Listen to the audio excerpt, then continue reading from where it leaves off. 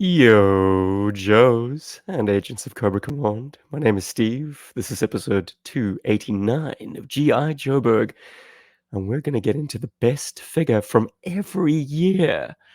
But first, you don't have to listen to my broken voice for 2 hours and some change. I brought some healthy friends with me. Hello, Paul. Hello, not feeling well, Steve. And hello, everybody else. And Robert. It's me, Rob, back on the airwaves. Yeah, definitely are in fine spirits. It might Hell be the yeah. rarest occasion when I kind of sit on the back seat and not speak as much. We'll see about that, though. I can't make any promises. Can't help yourself. But kicking things off, guys, you spent the last weekend together in person, actually. So I am gonna take the back seat and let you guys talk about Comic Con South Africa.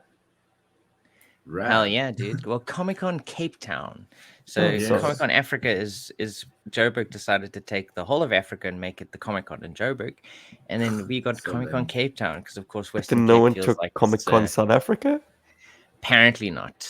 There's Typical Cape Africa and then Townian. there's It's Cape like Town. South Africa is a dirty word. We're gonna okay, we're just gonna pull it in and keep It's it ours, local. know. Yeah, Well, Keep it's it a little Cape bit local. Town. difficult. It's a Keep it bit difficult to lekker. call it Comic Con South Africa when you're in Cape Town and you only let 6,000 people through the door every day. No, there was more than 6,000. Come There on. was only 6,000 Well, a still, day. it felt I very think packed. I think Friday was the highest head count that they allowed in. I think they let 8,000 people in on Friday. Yeah, which is surprising because so the Comic Con Cape Town was a huge event in Cape Town last weekend that Paul came down from Johannesburg and was representing Gunpla his little SA. side project Gunpla SA, uh, Gundam kits, which we both absolutely love and love building. Um, and it was amazing to see Paul down there. And I was there with my comic book shop, and yeah, an absolutely incredible experience. They had a couple of actors there. That was pretty cool. Not that I saw anything actually. I was so busy like working the stand and hanging out with Paul. And you're like right there. I know I was So- right there because before we opened, I was like, okay, we're right next to the big stage. I'm gonna be You're able to gonna see see everything. everything. I didn't see a Yeah. single thing. I did Yeah, not. exactly. Either I was selling things or yeah, I was upstairs hanging out with Paul, checking out Gundam kits, trying to decide Which ones to which get. ones I want to buy. Yeah. So Paul, how was your experience at Comic Con Cape Town? Where did you stay? Yeah, I got to tell you all these cool things. Oh shit! Now that you mention it, I should actually have put some pictures up of my hotel visit. Maybe I'll Nah, sneak them in the show. describe it. So I think it's fair to say that for both Rob and myself, this Comic Con was kind of a big event. For Rob, I'm just going to touch on why it was for you guys because you guys did a big move with your stores branch, and I'm sure you can elaborate on that. Let me not tell your story. For us, it was the first time in all the time I've ever done conventions, ever done retail, ever done any kind of sales of anything. It's the first time I've had to come down to Cape Town in an official capacity like that. So that was like it was a first for me. So that was a huge experience because we and not just for me, from the entire team that went down because it wasn't just Gunpla SA. It was Gunpla SA with the Nexus Hub, which is actually just the evolved form of Anime Works, which I helped found so many years ago. So that was the first time we all did this. So it was like a whole big like new logistics challenge and whatever. And okay, so that's exciting. So it was crazy. I mean, a lot of stuff that we were stressing about, we didn't have to worry about, like namely the logistics and where we were going to stay and where did we stay? We stayed in a very cool hotel called Hotel Sky, which is insane. It is this looks like a Sith building. It's all clad in red neon. And inside it's got all these it's got this kind of like neo like I'm just gonna call it, it's like I'm just gonna call it super kitsch kind of Asian chic, okay, is what they were going for in this hotel. It's got this, it's just all this gaudy stuff that just works together so well because inside it's just lots of gold and shiny things, and they've got robots inside that you can talk to, and it's very strange. But the main Welcome to attraction, Hotel as Sky. Here is reception to your left. Please hand me your. Steve's got some cool pictures up for the YouTube guys, but for the non-YouTube guys, one of the standout features of this hotel is that it's actually a high rise, and it's got a lot of it's got a great view of the city. And yeah, I couldn't help but take a lot of pictures up there in the skyline. And Cape Town was just showing off. She had mist, she had nice gloomy weather in points. It was just great to just see different shades of Cape Town. We had sunny days, we had rain. I just got to see all the different sides of Cape Town. All of the weather. Well, that's Cape Town. Except Table Mountain, by the looks of things. It was always so cloudy that you couldn't see Cape Town truly showing off by showing you that seventh natural wonder of the world, one of them. But on the sunny days, man, that Table Mountain looked beautiful. I mean, we even went for like a walk on Sea Point. What do you call it when you walk? It's that whole like promenade. It is the promenade. Okay, I just don't want to make an ass of myself and call it the promenade. And then it's actually not. So we walked the promenade. It was a beautiful sunny day. But anyway, it was cool. It was really, really cool. It was nuts to stay in a hotel. It's the first time I've done that in a long time. I mean, I got a bit of a taste of what it must have been like for Steve when you were doing all the touring and stuff with your shows. And and that was just a cool experiance, actually. Did you introduce a lot of people to Gundam in Cape Town? Was there a lot of people who knew what Gundam was? The cool thing, that's the thing about Gundam that was really, really great, is that there's a lot of people, and I would say in part thanks to Reader's Den, your store, Rob, there's quite a strong Gundam following in Cape Town. A lot of guys going, oh my word, this is the most Gundam I've ever seen anyway. Sorry, Rob. And the guys were really, really excited. And then we had a lot of people who were like, what are these things? And then we told them what they are, and they were like, oh my word, this is amazing. And then they bought some, and that was cool. And what we call the build force, I know, had grown quite a bit from our visit in Cape Town. And that was really our mission, was to, get people into the hobby and get them exposed and introduced to it. So, and I even joined Paul and his build force at the waterfront one night for not a late night dinner, but it was kind of like a dinner and a hangout, and it was cool just to hear other people in person just talking about Gundam, like, oh, I'm currently building this thing, and I'm building this thing, it's so cool. And so it's cool to kind of like interact with hanging out. a whole bunch of people just doing that. So Paul and I managed to do that. And that was cool, Rob. Standing outside and smoking a lot and drinking cheap cool drinks from a little place across the road from the convention center, because you don't want to buy stuff from the convention because it's always going to be way too expensive. 24 rand a Coke, my word. Ugh. No. So that was the coolest thing. So like on that's Tuesday, like a whole $1. Oh my god. Yeah, I know, right? For a bloody Coke. Come on. So I got there on Tuesday morning, and I had a little bit of drama. I left my iPad in OR Tambo at the airport in the security checkpoint. So I felt like a right idiot for that. But thankfully, I managed to get it returned to me. Thankfully, Celia was working in the area, and she managed to go and pick it up from the airport for me, which was wonderful. I also only noticed that it was missing when I was on the plane, because I was like, okay, I'm going to pull out my iPad now and put it in the back of the seat, the little pouch there, so that when we, get to altitude, I can actually like draw a bit. And I'm like, where's my iPad?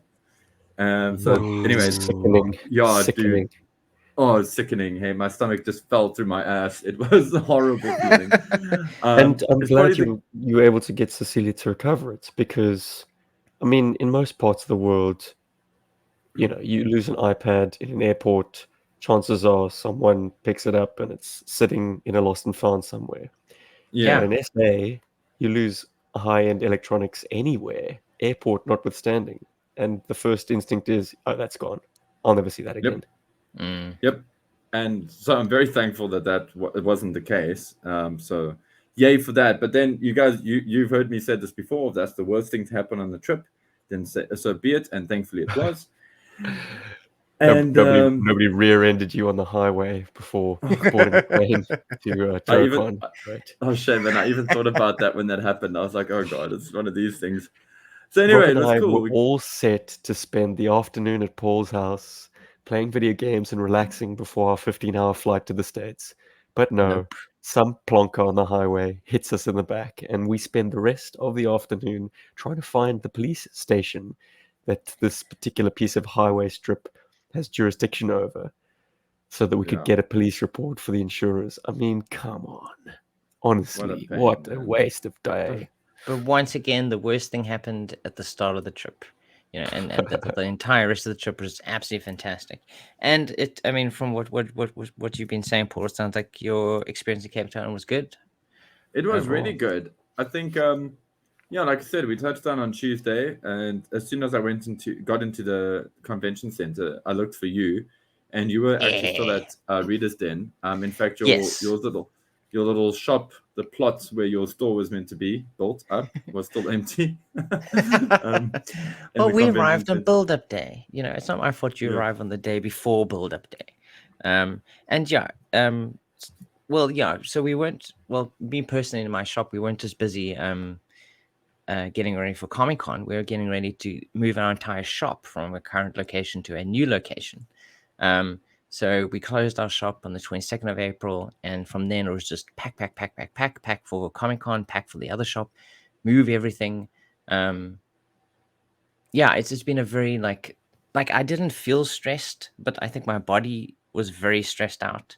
Like I was just, I think I was smoking more, I was drinking more energy drinks. So yeah, finally yesterday we reopened our grand opening on Free Comic Book Day, the international day where comic publishers, hand out a bunch of cool comic books that everyone can just take and enjoy. And That the yeah, it comic was shop pays a lot of money for. oh, yeah, Sorry. absolutely. But at To be least you kind of cynical. you send them out, everyone gets a chance to read, and our new area does have a lot of vagrants. So we did give out a lot of comics and free coffee to the vagrants in the area. So we've definitely encouraged reading across classes and whatever else. So that was a great experience yesterday to kind of like, yeah, come get a comic book. What did you get? Oh, I got Street Fighter 6. Ah, it looks so cool. I remember playing Street Fighter at cafes when I was a child. Yeah. How many sugars you take with your coffee? Oh, five, because I'm selling apples and bananas on the corner here. So I need energy the whole day long to shout Avo bananas the whole day long to people in the park. That is amazing. Just a real slice of life. You are on a street level now. You are Hell right in yeah, the thick of dude. it. There's no like glitzy shopping mall entrance to kind of bar anyone, from just rolling up to Yeah. the store and saying, Yeah, "Yay, like, hey. what you selling here?" Comic books, picture books, oh, for kids. Yeah, for Wow. kids and adults too. Guys, we've got Spoon Killer from Bergforce in the chats, and he says that Oh, Free Comic Book Day started at his local comic book store in Concord, California. no way. That's Way. wild. I brought up the wrong comment first, but yeah, that's brilliant. That is Okay, incredible. well, And it thank went you. from being a local thing, I imagine, within California, Hmm. to an Flying international Colors is thing. the name of the store. Oh, that's fantastic. But But that's yeah, news to everywhere me across that the the entire the world. the free comics are not free from the distributor. It's paid Oh for no, not for sure. Because I all the mean, way up. well, Printing costs, I yeah, guess. Yeah. well, the printing costs, and then obviously we have to pay to ship them to us. So the Yeah, further you that's are right. from wherever the distribution people are, that's cool. Tom Hanks was born in Concord. Damn. But yeah, I mean, we do pay for them. It has to be shipped to us. That takes up weight in our shipments. So yeah, it's a very nominal fee. But then also, what happens if you do order too many? The free comic books are only free on the day. So after that, whatever's left, we are Given allowed to away sell them. with Well, purchases. give them away, and we are allowed to sell them. So we can actually charge for them just a small amount, just to basically cover the original costs of receiving them. But yeah, The overall, question on everyone's lips, boys, before we wrap up on Comic Con yeah. Cape Were there Town. any toys? I got it right. Were there any cool toys? Did you guys Hell get yeah. Oh, anything that's fun? saving the best for last. Of course. I personally got a bunch of Gundams from Paul. Funny little super welcome. deformed ones, because I was like, I just wanted something cheap and cheerful to build, and yeah, they're a lot of fun to build. And you got a tall So, geese. and I got Tall Geese, which is a very well known Gundam from Gundam Wing. Yeah, so that's what I got. Unfortunately, there weren't a lot of toy places at Comic-Con this year. I But was the quite quality was nice. upset about that. Yeah, no, there was tons of really good stuff. There's an entire display of like a full life-size Iron Man. All that The prize version he stuff, wore in, I suppose, Infinity War and Endgame. They kind of like the nanobot version of his suit. That was quite cool. So there were some things, but not a lot. But Paul, what did you get? Did you find anything Yeah. GI Joe related, or So anything my like quick that? appraisal of Comic Con's sort of retail power in Cape Town was, firstly, it felt like a Comic Con, which is nice. It didn't feel like a video game convention that had some comic book stores. It actually felt like a very geeky place. So in a good way, in that you had a lot of different types of things. Everything was catered for. Like you had Funko Pop collectors. I mean, they were well taken care of, but at least it wasn't the only toy thing, the toy feature at the show. There was a lot of action figure stuff. I mean, Rob did mention there was quite a bit. Rob's store, Reader's Den, actually had a great selection of stuff.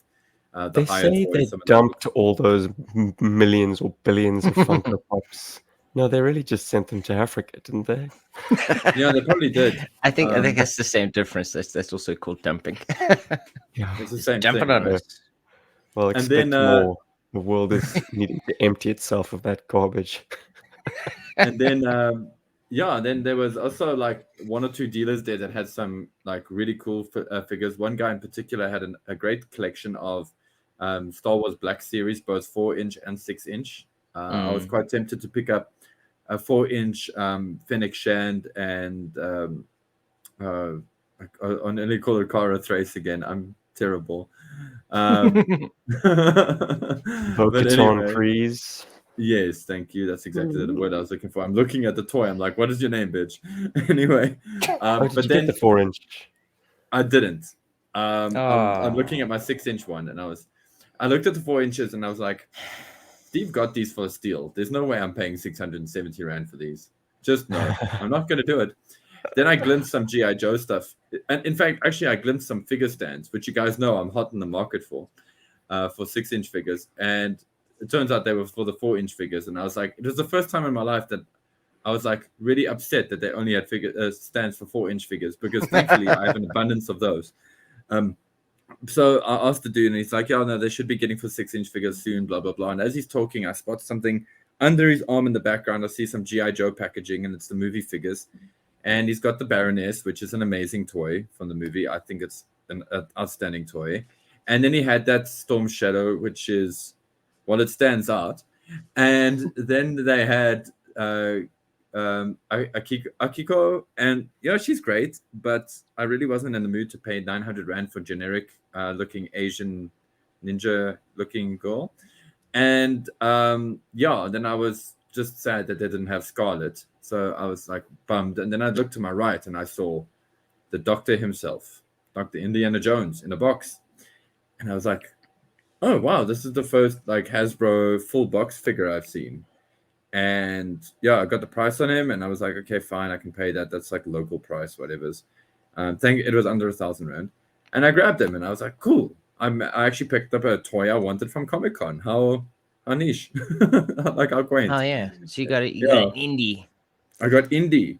Did you free him on Fine Space? Did I bring his him? windowless box? Did you free him from his windowless box? I did. I have freedom from his windowless package, and I don't want to like review the figure too much on air because I want to save it for a review. There are things about that toy I'm very pleased with, and there are things about that toy I'm quite displeased with, considering the pedigree of the character. So, yeah, I'm definitely going to get into that very soon. Sorry, I have been a little bit behind because of Comic-Con prep and stuff. But as long as he comes with a whip and a hat and a gun, with a holster that holds the gun, I mean, I think comes with all of those things. He comes with all of those things, and now you've compelled me to say so. But he has a half-past. What's the best way to say this? he's got a 20 past 5 o'clock shadow. What does that Which mean? really irritates the shit out of it. It means I have to repaint his beard, bro. That's what it means. Is it too heavy? It's too heavy on the one side. It looks wrong. It's like the face sculpt is fine, but like the beard painting is so shit. And I'm like, He oh my was in the God, middle of Ed, bro, you had shaving, and one he had job. to like. He was like, "Oh no, okay, I'm gonna miss my train," so he quickly like stopped shaving. Yeah, It's no, the rookie shadow mistake. cast by the brim of the hat. There we Yeah, go. I know, it's just silly. It's But anyway, artistic. I'm gonna save that for a review. Yeah, so the figures and stuff are cool. The actors I couldn't care about, but it was nice to see really great comic artists there in the form of Ian Churchill. Mark Brooks was there, and then also shit, I was gonna call him Brendan Lai, but it's not Brendan Lai, it's Brandon. I think it's Brandon Troy that was there. Bernard Anyway, Chang. Bernard Chang, thank you. Oh There we God, go. I can't believe I forgot that. Two of these things are not like the other. Jeez, Paul. Dude, I'm I'm gonna try like, again. I've got information overload at the moment. I'm so sorry, but I was and about to this, say, I mean, I sometimes give you a hard time when you flub GI Joe details, but you got a brain full of Gundam details which are vying for dominance. So I think, yeah, take it easy, Jeez. Steve. And business and all the things. Anyway, Bernard Chang is an absolute legend of a human being. We had a great chat, him and I, because he's also into Gundam, and yeah, it was cool. Just a really great guy, and I just want to do a small shout out here quickly. All the artists, the local artists, the local South African artists in the artist alley.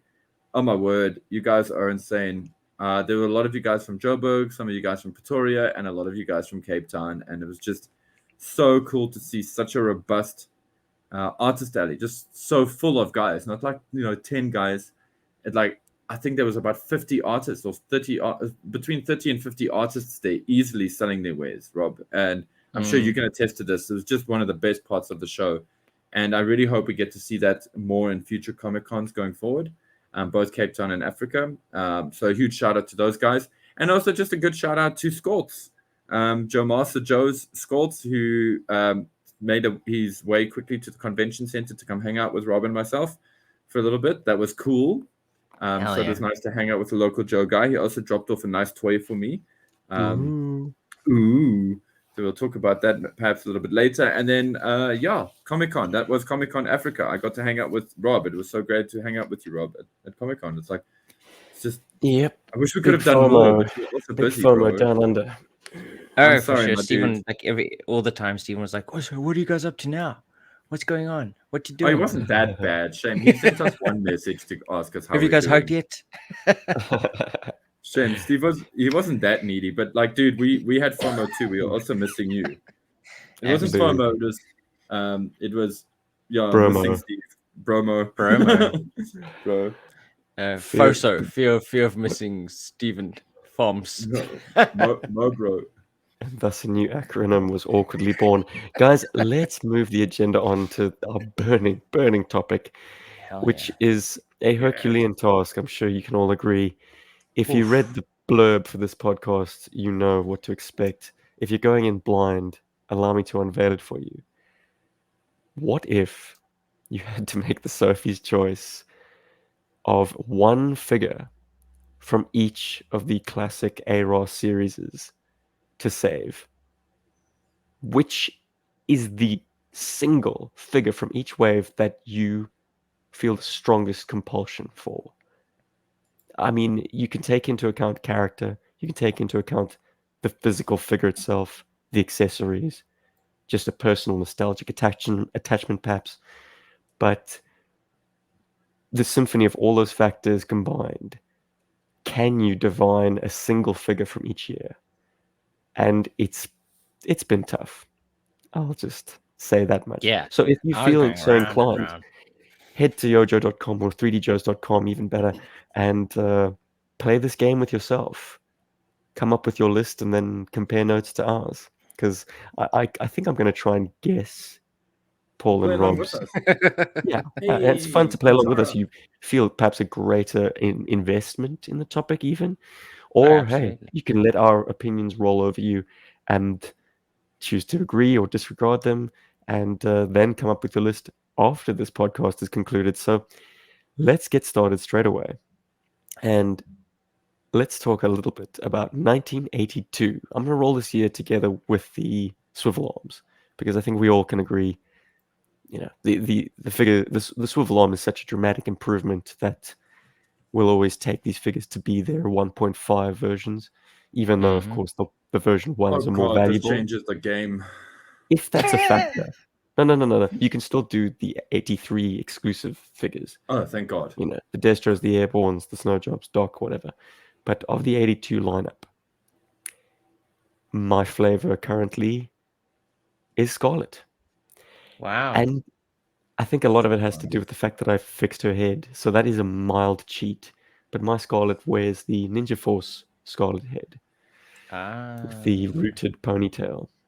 Looks so But much still, such an important character. And like to date, and I mean, of course, we say this ex post facto. I mean, the line has concluded, so we know for a fact that first Scarlet was never surpassed. They never made a later version that topped this one. So she's all the Scarlet we've got, warts and all.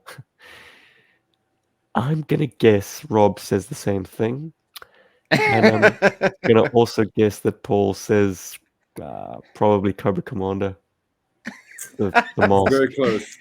Oh, Yeah. I love well- the Cobra Commander. He is so good. He's should a I really not do great this, toy. guys? I'm stealing your thunder. No, I'm enjoying Come on. this. This is quite I- fun. Yeah, because it's It gonna gets get more like, interesting the further along we get. I think the 90s Lord. you might struggle a little bit, especially the later ones.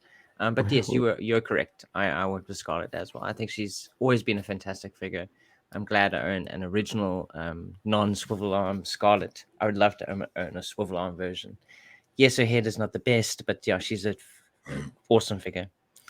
So, Paul, instead of Cobra Commander, who did you choose?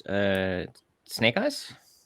Cobra Commander is an outstanding figure, like totally, and a lot of fun and great. But actually, the one I go for is the Cobra Trooper or the Cobra Officer, should I say? I have one, so I have an actual connection to that toy, and How's the I'm silver on the chest so good. symbol?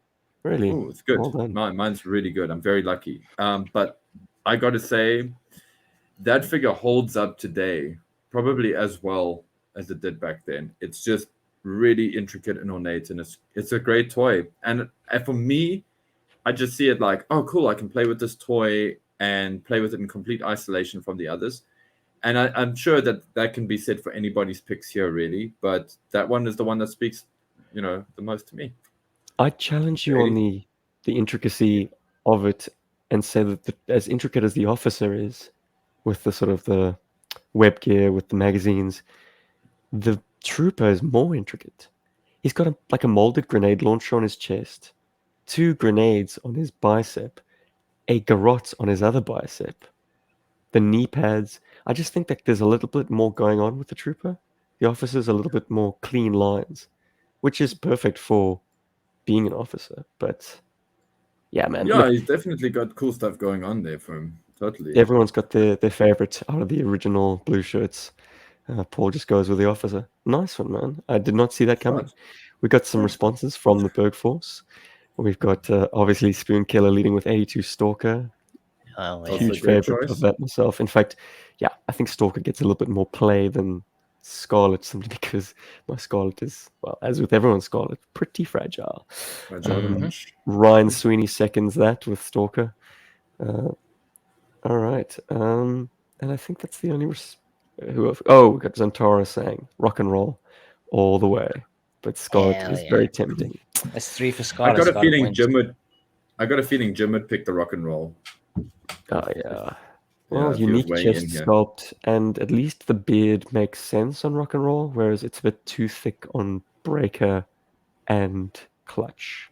So of the bearded heads, rock and roll is clearly like the intended recipient, as far as I'm concerned.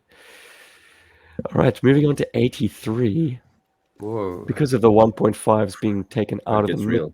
it's a shorter, smaller pool of figures. Cobra Commander, of course, gets carded that year, so he is up for grabs. But I'm going to say Destro is the man. The intricacy of the weapon systems on his gauntlets, the extra stature of the figure, and you cannot forget that chrome-plated face. It just made him an O-ring figure that had like a feature, you know. It's something that like in the 90s X-Men line they would actually like put on the card saying like with Shiny chrome head. helmet. Like yeah, exactly. Glinting face mask action. Behind your brother. Yeah. Okay, I'm gonna say Paul will do Doc and Rob will do Airborne. How did I do? You did pretty well. Although you'd be surprised, you and I are of the same mind with Destro. All right. Wow. Like, Yeah, I think I'm being more objective in this sort of run. So objectively, I think Destro is the much better toy than Doc. And also, once again, I'm coming from a point of view of I can only take one, so I can only play with one. And I think I'd have a lot more fun playing with Destro on missions and things than I would. I mean, Doc is just great. I mean, that figure's got so much swagger, but Destro, best one. I Best for the year. originally chose Airborne because I was like, I absolutely love this figure. But actually, that's a clean sweep for Destro. I also Wow. chose Destro in the end. I was like, Yeah. you can't not choose Meanwhile, on the eBay. tallest figure in the line. The guy with the shiniest head. I absolutely love Airborne, but I was like, yeah, if I need a baddie, I need Destro. I wonder if he is the tallest figure in the line. I mean, Yes, apart he from is. like the mutants and the aliens, I wonder if Destro's taller than Sergeant Slaughter. I don't have my classic Destro here, but I do have a Triple T Slaughter, so I can send you guys the measurements. Oh, wait, do you guys have Destro? Paul, do you have Destro? I I don't do. have Destro. Give me Destro. a second. I just got to get him out of the box. Oh my goodness. No, we don't have the time, Paul. No seconds Not for for you. something as Don't have the time, as because the box is trivial. right next to me. Okay. All Clean right. No sweep. worries. 80, Give me a second. 83. It's like it's Well, in No my, seconds. Well, Spoon we Killer's can. with us with 1983. Ryan Sweeney says Snow Job. Nice. Snowdrop's a Great good choice equipment. too. I love Snow Job, but just being If in you South Africa, have- it's kind of difficult for me. Yeah, if you think have a snow setting, do it. it's pretty clearly like the majority of us are going for Destro all the way. Okay, so Tetsuo and Zentara. You would just want a measurement for Snow Job, hey? I mean for Destro, right? Okay, No, I this is want the to- most Steven, scientific. Steven isn't ready yet. He hasn't actually No. measured. Yeah, Paul, I want you to put them like head to head or face to Yeah. face. Well, I back was to just back. going to do the scientific thing with calipers, but okay, let's put them head to head then. Okay, give us your camera, pal. Hell yeah. Okay, camera. That's not going to happen. My camera is set up for build streams. It should be sorry. perfect. That's fine. Just lay them down on the table. I've even got Sagat here. Maybe no, Sagat is clearly the tallest figure ever released in the line. Yeah, he doesn't count though because he's Street Not a Fighter. GI Joe. We meant Oh, GI right. Joe mainline. Guys, we But don't in have the time for this. meantime, Class of 1984. 1984. Oh, it's so nice to smell my toys though. Absolute That great plastic smell selection. just This wafted is in my face now when I open the box. Oh, I love that smell. Shows how much 84 is a flavor. good year. So many. No, I 84. opened them up and it's an airtight box. Why do you think they're here next to me? 84, I'm going to stray from the carded figure and pick our first vehicle driver and say Zartan. Absolutely. No doubt about it.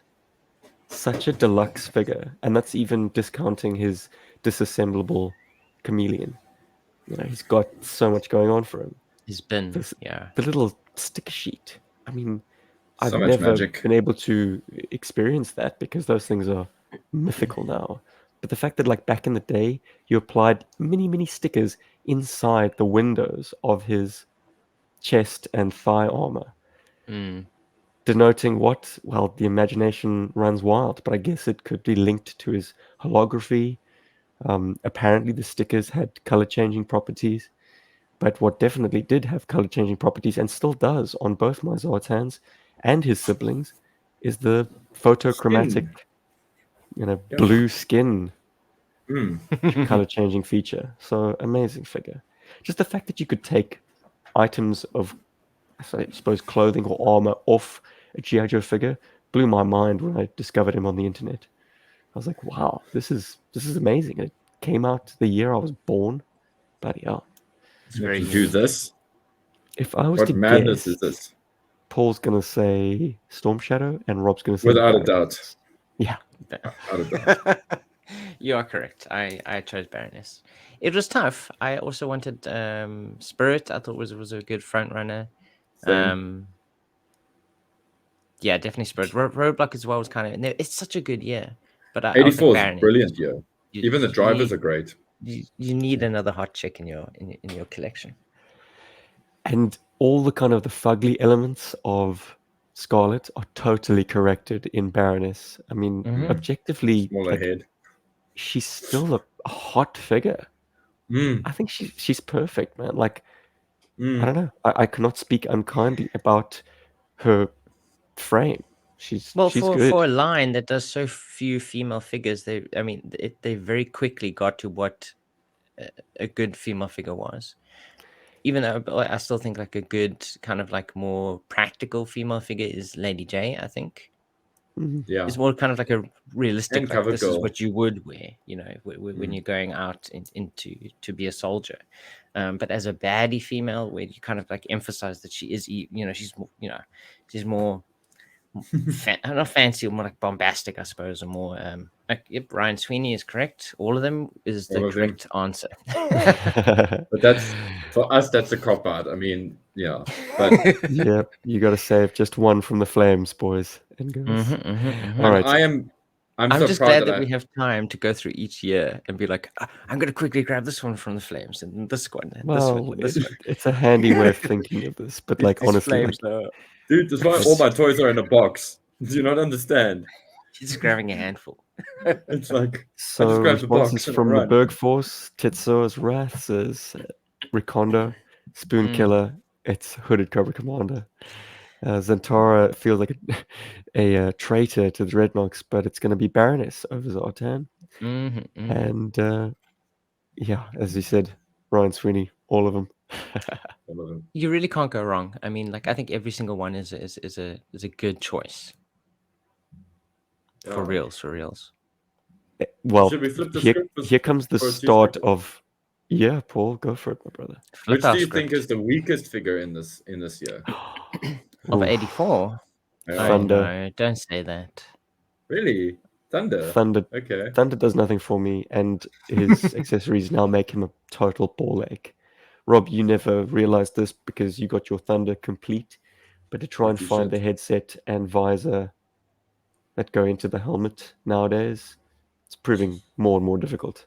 Oh my, it's Yeah. all those And small pieces. he's so vanilla, but tastefully so. Like as far as background characters are concerned, he doesn't jar. He's a good-looking figure, but you know, in a year of absolute rock stars, Thunder's the weakest of the lot. Well, for me, Okay. it's an easy choice. I think the weakest would be the Dreadnought. What's his name? Torch, Buzzer, And 84. 84. Flame Man. What's his name? Oh, Mm. Blowtorch. Oh, Blondie. That one. Blowtorch. Of course, I choose. Blowtorch a is Dreadnought. great. I think he's He's no, a but he's not Dreadnought. He's good. rubbish. Wait, Rob. Are you on 85 or 84? Because I'm I'm like 84. saying the We're still weakest looking at. 84. No, we're saying 84. The Where the blonde hell are guy. you seeing the He's blonde right there guy? in the middle. Oh wait, that's Duke. That's Duke. You Sorry, people. I'm sitting so far away from my computer. Duke is the weakest. You heard it here. Okay, Purely well, Duke. yeah, From Rob. I'm just gonna have to own that it's Duke. From here, he looks like a Dreadnought. So Which I do you hate say is the picking on weakest, him. Paul? Cutter for me. Uh, Like he's like have you like got a Whoa. classic cutter? well, he I just just- owns it to have it. I just think he's like a hair, like it's between Cutter and Deep Six, and I just feel Deep Six is, even though he's like articulation is like not great, he's Forgot more about Deep interest. Six.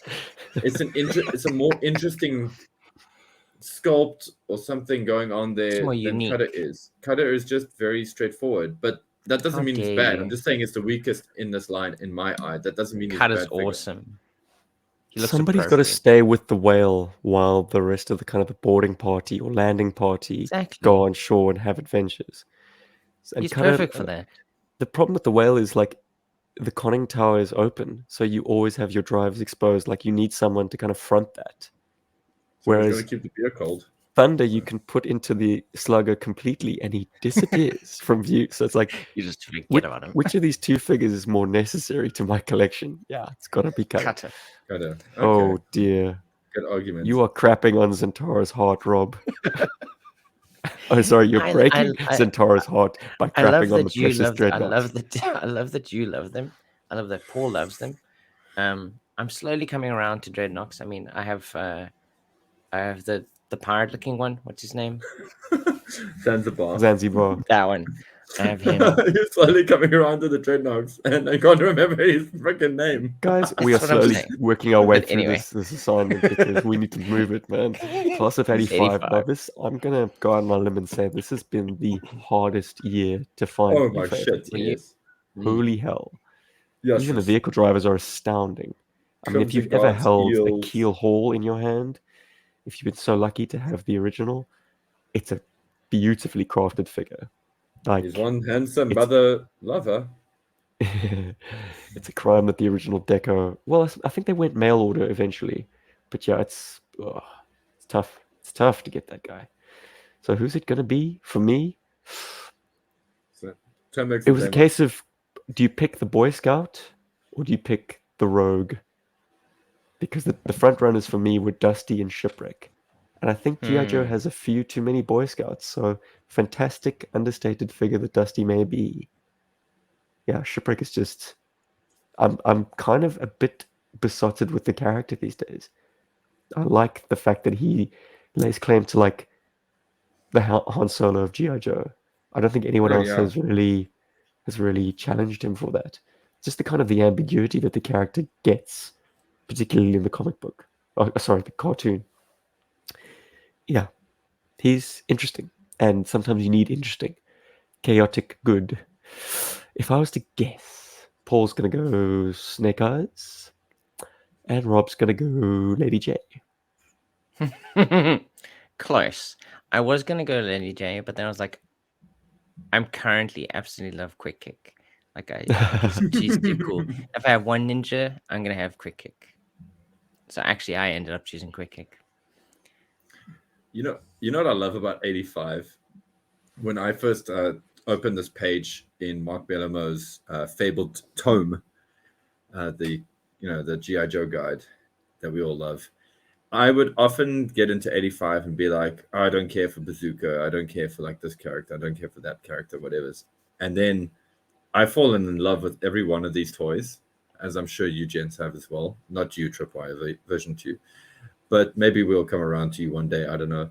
But I really have trouble picking one that I like because they all very much on the same line. So literally the one figure that I think is a little bit better than every one of these by like a micromillimeter is Snake Eyes. And that is very close to the Eels, the Crimson Guard, and Shipwreck, as well as a Quick Kick and the Snow Serpent for me, which I think are some of the best toys ever made, as well as Airtight. So I'm just going to go with Snake Eyes just because of my history with this toy. Wow, no love for the Dreadnoks. Nice. Dude, in this line, I was so thankful that I'd received all of the Now Dreadnoks. who's breaking Zentara's heart? I can't break. I'm not going to break Zentara's heart. I love the Dreadnoks. You're the one who hates them. I still have all their pipes. I still cool. don't hate them. I'm coming around slowly. Give me another So 10 years. Rob, Quick Kick for you. Snake Eyes I for think me. so. And Shipwreck for Steve. Shipwreck I didn't see coming, Steve. I must be honest, dude. I thought you were going to go Eels. It's a fairly recent infatuation, but it's been a long time coming because G.I. Joe needs Shipwreck. He's such an anachronism with that teacup hat and that uniform. He's a throwback to G.I. Joe's early roots in the 12-inch, but he adds so much character that those 12-inch guys never really had. So he kind of stands on a bit of a pedestal, and making Paul very jealous with the screen grabs that I've got of him, because my Shipwreck has got some lovely tattoo action. Mine is none. Oh, Paulie. Yeah, the tattoos are an absolute prerequisite for that figure. You have got to find yourself a better one. I have Sorry, a prequel. I have a prequel Shipwreck. I've got some Shipwreck before he got his tattoos. You should give him a shave too. Oh no, thankfully, Whoa. thankfully mine still got his beard. I mean, he's right here in my hands, and thankfully he has his beard. Just no tattoos. It's like, look, Ma, I'm a good boy. That's the worst Shipwreck voice ever. All right, guys. Carrying on. 86. 86. Let's go. Another astonishingly difficult year. Really tells you a lot about yourself as to what you prioritize now. But I think I'm just going to blow the budget on all the features by saying the figure that gave us a lenticular and a removable limb has got to top it out for me. He's tasteful. He's something that I admired on the card back of my GI Joe cards because I never saw him in person at all. It's Battle Android Troopers. Wild. Nice. Yeah. And if once again I was about to guess, I'd say Rob also goes Battle Android Troopers, and Paul, or maybe Rob goes Serpentor. You've got a thing for Serpentor. Oh shit! There's more of this line. Yeah, Serpentor's in this line as well. Oh fuck. Maybe Rob likes cross country. Okay, I can't Yeah, hedge. Actually, put me out of my misery, boys. 1986 is a big year with a lot of superstars. It is bad. It is bad. Good boy. That's my choice. You know My me first, too well. My first GI Joe comes from this line in the form of sci-fi. Yeah. So sci-fi. So no, it's not. Oh, but it's you're just just saying. I'm just looking at him now, going, is it sci-fi? But it's low light. It was the bet for a very long time, and I still think I agree with you guys in that it's probably the best figure from this line. But my favorite and best figure from this line is low light.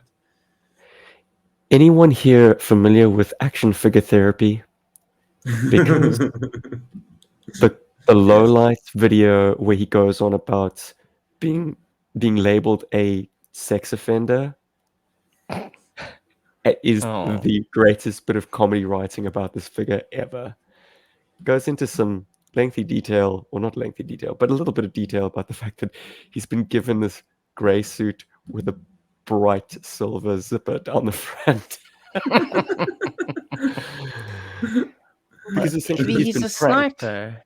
He's been pranked by some of the guys in action figure therapy, and been kind of added to the US sex offenders like watch list. Gosh. And he's like, so I've been given a red dot over my home. The jokers who did this to me are going to be finding a red dot of their own very soon, because you just pissed off the one guy who can take you out from the next state over. It's bloody good, and I probably just monkeyed the punchline. Just ruined the whole joke. Damn it, Stephen. What have I done? But yeah, man, what an amazing year of figures. Jeez. A total refresh for the line. Let's go back to the chats, guys. I missed out the 85 call-outs, but yep, some agreement that 85 is the best year. Spoon Killer also likes barbecue from 85. I'm so grateful for like love for the little guys. For some reason, Spoon Killer likes a firefighter, and that's awesome. Speaks to the depth of GI Joe following. Like, we're an eclectic bunch. We like what we like. Yep. Zantara says this is hard. Always loved the shipwreck figure, but spent years looking for Buzzer to take shipwreck. Nice. Ryan says Tomex and Zaymot. Bam. I dig that. That's awesome. That's also like out of left field for me, because they were clogging our pegs in South Africa. I remember that was quite a common GI Joe you would find in all of your friends' houses, either Tomex or Zaymot or Tomex or both, especially if they were siblings. If your friend had a sibling, and they were around the same age, yeah. Rob, apparently you converted to Quick Kick after doing the Quick Kick workout. Do you remember that? I do remember. Oh my word! That was our Greek unboxing video. Oh no, what was the Greek collection sticker album? Yes, the sticker album from that collection. Yes, because Ryan Sweeney for 86 says Lowlights. Spoon Killer says Beachhead. Tetsuo's Wrath, Triple T Sarge. And Zantara says Monkey Wrench. Hell yeah. Dude, barely you're gonna have to put down some boss mats when the low light classified figure comes out, and it's a good one.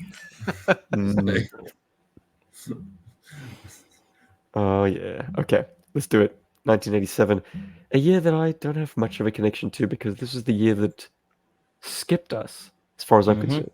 I think we got the overflow from like Europe, so we got Cobra Commander. We got Croc Master. You got Fast Draw? I got never saw Fostrel him. from a local collector, so I don't know if he bought that from overseas or something, Yeah, but I'm it was. saying, do you remember He's seeing saying as Foster a in stores? child. Dude, I I don't don't remember remember seeing any seeing of these. anything. I mean, I barely remember seeing sci-fi and Deep Six on pegs when I was a child. Like for these earlier figures. Well, look, I can Everything say else here was for a David fact selected. that I saw Big Boa, Cobra Commander, Crocmaster, Falcon, and that's it. Yeah, I think the reason Law? Sneak Peek and Psych Out and Outback were not released in South Africa is because they would have been released concurrently with the Tiger Force versions. Oh, and Tunnel Rat. Mm. So because we got the Tunnel Rat, the Tiger Force versions of Tunnel Rat, Psych Out, Sneak Peek, and Outback, they weren't released. That's just a theory, but I'm sticking with it. So out of the 87 guys, I think Tunnel Rat is the man to beat. Just a figure that does everything he does so well. So nice, like tasteful. It's a unique look, but it doesn't stray too far out of believability. Sweet camo, great weapon. Teeny tiny little lamps. In fact, this was a figure that I absolutely prioritized when I arrived in the States for the first time back in 2006 and got on eBay. Missed out on a few auctions before getting one at a sweet price. And it was like with me the next day. God bless the USPS. Ah, man. That sounds like a punk song. God bless the USPS. Rob's going to say Chuckles, and Paul's going to say Battle Armor Cobra Commander. Battle Armor Cobra Commander is cool, but the best figure in this line, for my money, is Outback. Ooh. Yeah, depending on which way the wind blows for me, but it's either Outback or Tunnel Rat. Hmm. And It is today Chuckles it's for Outback. me. Yeah. It is Chuckles is beautiful. I've just always loved that figure. I think he just looks so himself. And also it's cool to have a spy in your team. I'm going to play Paul's game and say which is the weakest. Yeah. Because I'm gonna say Chuckles. Such a punk. Oh man, well the Battle Force 2000 clowns are in this line as well. Yeah, And but they have some that's charm, easy. but they step outside of the GI Joe realm for me too far. They're easy prey for weakest in the line, I feel. Flip the I'd script though. say If Battle Force 2000 came out in 1994, would we not think that they were the best things ever? Think about it. perhaps. Oh, I mean, absolutely. I'm I pretty struggled with some sure. of those later years. I Well, think that there would be standout figures. in 92 or 93, when I discovered they existed and I heard about the cool, cool, inverted commas, when I heard that you could combine their vehicles into a base, I thought that was pretty cool. And They then were you saw almost the mythical. base. And then I saw the base much later, and I was like, "What cock is this?" That's pretty But bad. Dodger is an amazing is an amazing figure and sculpt. So maybe not as easy target there. But for me, I'd say for my money at least, the weakest in the line is actually Backstop. He's the most forgettable out of the Oh whole bunch. jeez. Well, I forgot about Backstop. I don't There own a you go. Backstop, but I have a Persuader, and I don't feel the need to get him. So that Hmm. tells you a little bit. Yeah, I rescind it. Chuckles, you can be spared from the flame. I'll toss the But Joe Chuckles has got Canuck. like a bandolier, man. I mean, like a holster. Sorry, he's got like I he's guess awesome. that was more astonishing as an innovation to me before it became commonplace to have secondaries. The 25th anniversary and on has spoiled us a little bit. But yeah, I do recall, Rob, like the very first Joes that we ever ordered online. Chuckles was in your lineup for that reason exactly. You were like, that is so cool. He's got a pistol holster. That's so unique. And it actually is functional. And a little dainty little black pistol to go in it. From all the Joes that I had to choose from to be the first ones we ordered, Chuckles was one of them. And that was before any of the backstory had come out, before the IDW series, before any of the factors that made Chuckles like elevated, to being a superstar in the line. Interesting. Spoon killer. 1988. Yes, let's hit the chats. Feel free to bring Spoon them up killer yourself. with low light with mail away ankle bracelets. Love it. And panel van. Spoon Killer again. As a kid, I loved how Barbecue's gun would clip onto his leg. That is a feature I also dig. And also gets carried over to the classified, which is cool. Or in its own way, anyway. Before I get myself into trouble there. Tetsua's Wrath. Do the Renegades count as one? No. Yes. I don't know. Do Well, you they want them to? technically You can fit you them in your could. hand. I mean, Yeah. Nope. Spoon. Single figure. Single figure. You got to pick your king of the hill, guys. Zantara says 87 Mercer. Mercer, one of the best Joe figures. Yeah, Mercer's It's a right good up there for choice. me. I think I don't know, like objectively for me, the figure sculpt is fun and the weapon and stuff is cool, but I think the personality you imbue with it as a toy player, as a person, makes that figure even better. Steel Brigade, I'm picking Steel Brigade. Yes, also very Oh, high. Yeah, good. I imagine most people would grab their Steel Brigade figure from this line if their house was on fire because of how valuable they are. Um, Zantara, Spoon Killer with 87 Tunnel Rat. Yeah, you heard us. Zantara, Raptor is the weakest. Shut your dirty mouth.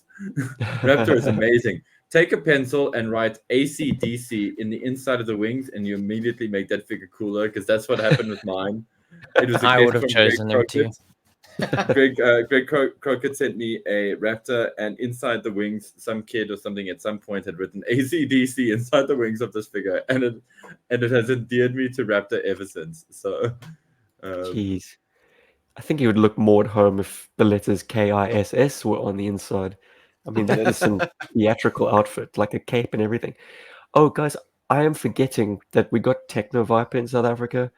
We got yes. all of the BF2K, and we got the Renegades, but they were individually carded, But which yes, once that's again right. prompts me to believe that we got overstock because Mm. I'm pretty sure the BF2K guys, all of them, were not popular figures, and that's why Mm. they got shifted onto Africa. Class of 88. 88. Let's go. Let's see what's Shockwave. popular. Easy. So easy. Yeah. I'm Signed, going to sealed, say delivered. same for you, Rob. Mm-hmm. And Paul says Storm Shadow. Oh, I want you guys. I'm gonna be objective here. I think Storm Shadow. You guys know how much I love that figure, and He's it got is the weird one I'm sleeves. gonna. Weird sleeves. It's the The one sleeves I'm are going to weird. grab when I. The sleeves are a little weird, but hey, whatever. That's vintage figures, man. Makes it easier to grab him. Best And figure do you from this find, Paul, line. that his sword kind of warps as you put it into the teeth of his backpack? Maybe it's because my Yes, backpack has never been stretched out, but like, it's not a good fit. it's The not a good fit, engineering is and slightly off. it eats the sword. It also like Man, makes the sword a bit furry. I don't dig damn it. that. It's a bit Yeah, annoying. I've got to say those are detractor points. Whereas And I love his bow, but it's difficult to make a vintage figure hold that bow. I've I always had disagree. trouble. I have a Oh, very okay. mint 88 Storm Shadow, but I get that bow into the perfect firing position. My pet peeve, and this is something Yeah. that I level at venerable reviewers, our buddy Brian, is that they are so used to putting weapons in the figure's right hands that they neglect to put the bow into the left hand. Which is where it Because should be holding because he's if you're drawing a with the right. right-handed bowman, you're going to be Yeah. holding it in your left and drawing with your right.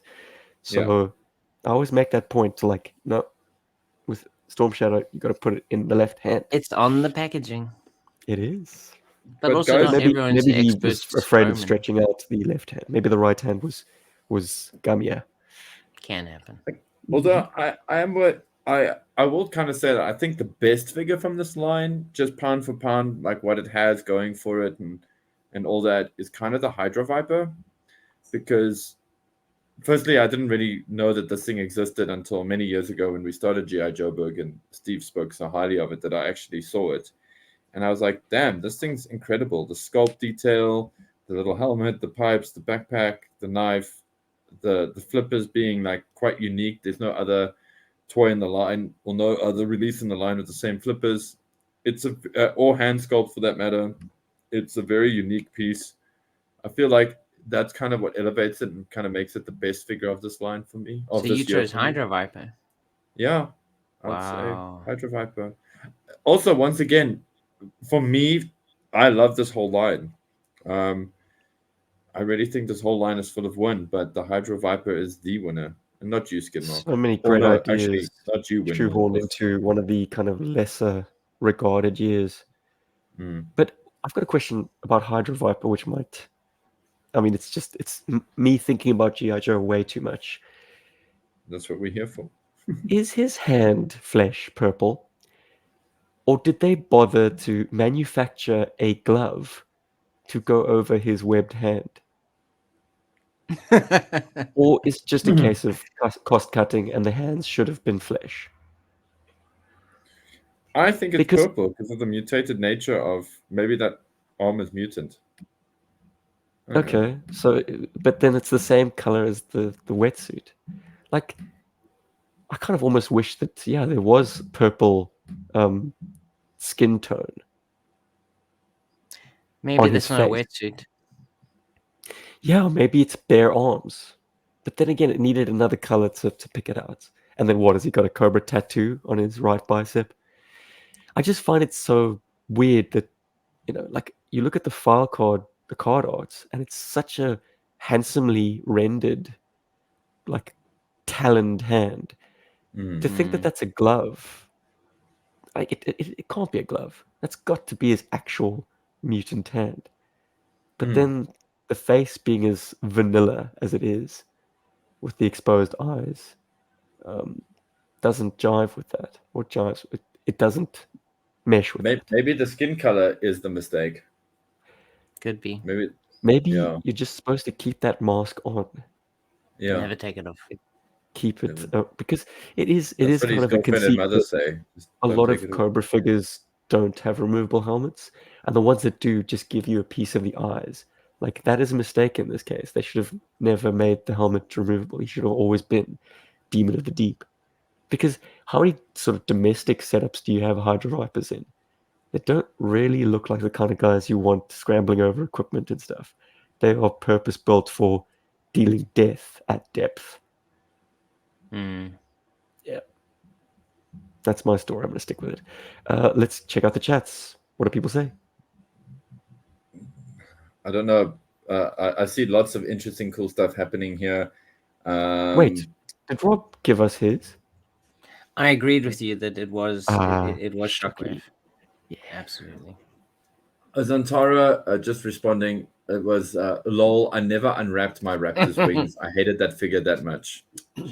Hopefully you find the joy of it one day later on. Maybe it ends up being the gift that keeps on giving later. Every time he spreads his wings, AC/DC plays. Now. But now Iron Man has that honor. Spoon Killer 88 Storm Shadow. Right on, brother. It's a great toy.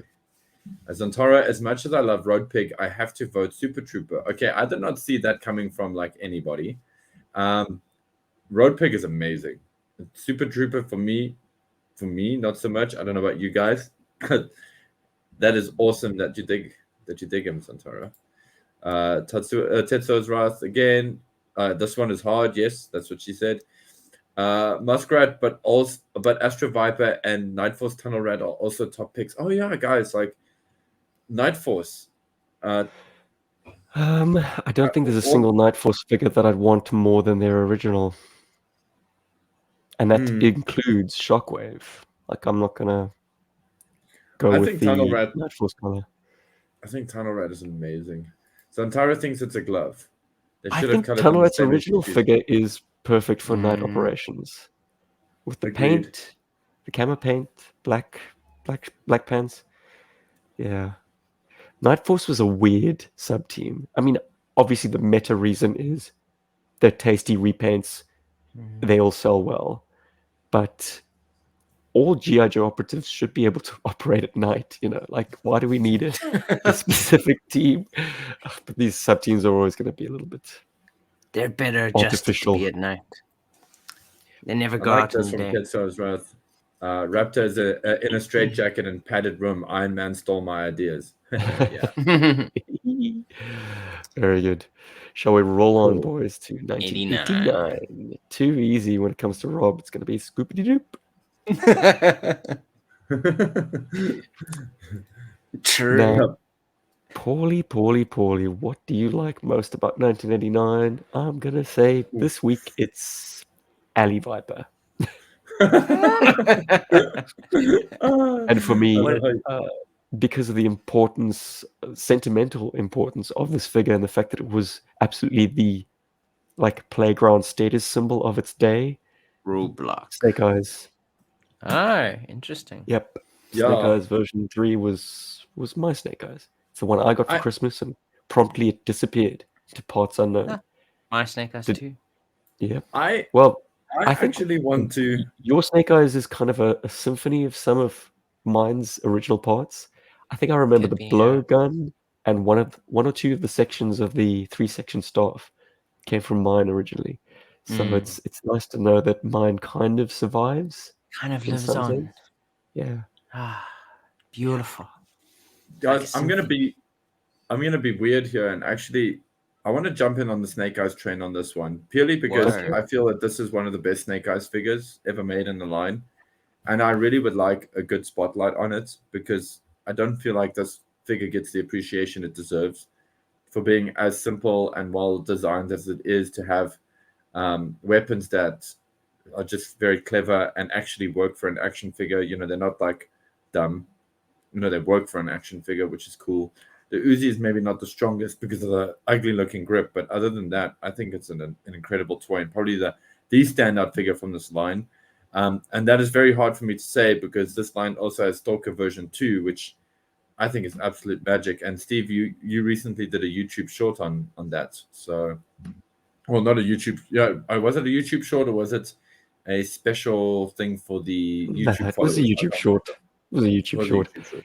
I just Yeah. put him in the bath, and I was concerned because how the hell do you paddle in a kayak when you've got a gigantic machine gun in front of you and an outrigger to the side of you? Like his action is so restricted. Anyway, that's Anyway, just me overthinking GI Joe again. What a surprise! sweet. On to 1990 because we don't want to hear how Centaurus Rob hates says TJ. that she thinks it's the Hydra Viper's hand is a glove. And it should be kind of the same as his shoes. Yeah, look, I would agree with you, except that card art, man, just is so sharp. He's got these kind of talent gloves. Anyway, let's go and talk about their 89 selections. Python Patrol Vipers for Spoonkiller and Norgahide for Zentara. Zantaro. Yeah, man. Lovely. Norgahide was a big figure for me as a kid, man. Big figure. Yeah, David had him, and I was like quite enamored with this figure. I Typically, yeah, I picked up Norgahide and Taurus around about the same time because I thought they looked so similar. These were the perfect figures to give to friends for birthdays. And that's exactly what I did. wow, okay. Yeah, I had no interest in either of them because I was like, these guys, why is there an identical like beardy guy with a yellow shirt released twice? One of them is a poacher. They are both boring. I've come around on my opinions on both of them, of course, but back then as a child, I was like, these guys suck. Norgahide was just always a big, like it was just always fascinating to me because it's typically not something I'd go for, but yeah, I came around when I saw the features. Cool, but 1990 now, hey? Well, Tetsuo's Wrath says Frag Viper from 89. Yeah, intricate accessories. The Caramel Viper. Okay, here we go. 1990. Now, this is possibly the most difficult year, or you could just cheat. Kind of cheat, which is what I did. Tiger Force Outback. Or, as I know him, just Outback. This figure was Outback to me. Like, I didn't Oh, so know. you've been sitting on that one. Well played. He was. We didn't get regular release Outback in SA. We just got this one. So Yeah. like this white-haired GI Joe. What was his story? He's so unique. He is like men of men, man of men. He's just like the man. All the other GI Joes are boys to this guy. Even as a Boys child, I to thought man. the old soldier aesthetic or vibe or storyline was something that was intriguing to me. It's like you guys might be elite, but I'm elite, and I've seen it all. So stick around, you could learn a thing or two. And that I never saw him in shops though, just in catalog images, pining for this figure. Oh, saw plenty of Tiger Force psych outs, but who wants that? I did. You did. Out of the 1990 selection, what do you guys like? I'm gonna. I haven't actually thought of these, so it's all happening on the spot. But I think Rob's a range viper kind of guy. Close. It was a cobra. Okay. All right. Well, put me under my misery. Rock viper. Intricate accessories. Undertow. I went undertow. Undertow. Also, Oh, nice. hell, all of these Good guys have choice. intricate accessories. They're Except maybe fantastic. topside. I just wanted a cool underwater dude, and he just looks the part. I mean, yeah, I think he's fun. He comes with the animal companion. Can't go wrong. Barracuda. Barracuda. Well, I've got such good memories of that Undertow. It was the first GI Joe I bought when Northgate opened from Dion. And I had many great adventures with that toy since. I really love the Undertow. I'm hard pressed to say it's the best figure from this year. It's certainly a second or third place. But I think I'm going to piss off a lot of people when I say this, and it's because I currently have a lot of love for this toy now, and I've been playing with it quite a bit. Is Captain Gridiron? He's like the best figure from this Oh line. my He's got the most absurd accessories. He's just kind of a one-man army. He's completely ridiculous, and he's represented in the video game. I feel like all these factors combined to make him a very likable and needable figure to grab. Not to mention the fact that in season 1 of Deke, he is Duke. That's true. Mm-hmm. He's Deke's Duke. Deke's Duke. I mean, that might Not be Duke. a factor in favor, or it might be a factor against. But yeah, he's definitely the guy calling the shots. He's the man.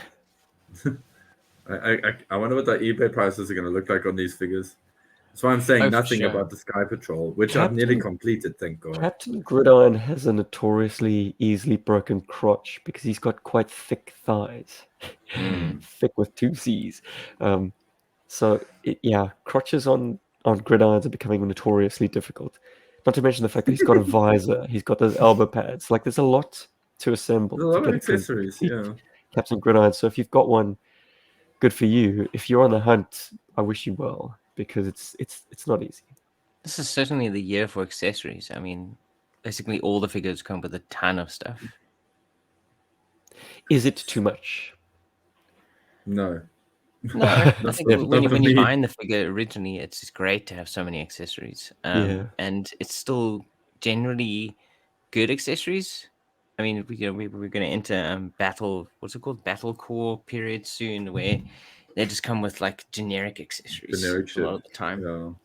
This is still a year when they're actually giving them accessories that kind of fit the character or their purpose. Taking a look at the chats. Zantara says Pathfinder, one of my favorite figures ever. Well, we are learning a lot about you, Zantara. That's an interesting pick. I, to this day, still have no desire to get Pathfinder. Perhaps it's because of your Dreadnought predilection, Zantara. That's why you want the most Dreadnought-looking GI Joe, who has the most Dreadnought-looking weapons. Yeah, I see you. It's also very Jurassic Park in my eyes. Tetsuo's Wrath Freefall. Yes, he's tapping into that Muldoon. Or just anonymous mercenary kind of one of the guys who gets fed to the raptors. Yeah, Freefall. That camo and simple loadout works for me. Freefall that helmet on Freefall. A usual gun, hey. Wow. Very too many magazines. Looks like something from like the Second World War, perhaps. Like a paratrooper weapon. But yeah, very, very interesting figure. And curiously, not a member of Sky Patrol. Yeah. Interesting. If he was, it'd be the only unique sculpt as well in Sky Patrol. Ah, yes, of course. Right. Rolling on. Cool. 1991. We were just shitting in our pants now as kids. We were like having all the fun. So many It's just- Joes. Yeah, it's quite a big year. It's a big year. And I'm gonna pluck one of the single-carded standard releases, not a sub-team, which probably runs counter to what people might expect of me, and say Mhm.